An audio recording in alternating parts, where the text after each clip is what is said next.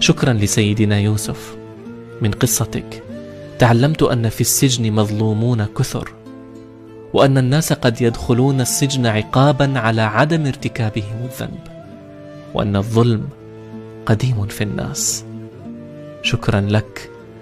من قصتك تعلمت ألا أشكو بثي وحزني إلا إلى الله، فالناس إما محب وإما مبغض، والمحب سيحزن لأجلي، والمبغض سيشمت بي، وكلاهما لا يملك من أمر حزني شيئا. فلماذا لا أشكو بثي إلى من بيده الأمر كله؟ شكرا لك سيدنا يوسف. من قصتك تعلمت أن أتجاهل لإبقاء ود، وأن أتصرف كأني لم أفهم لإبقاء علاقة، وقد أسررتها في نفسك وكنت قادرا على ألا تفعل، ولكن النبيل يتجاهل. شكرا لسيدنا يوسف.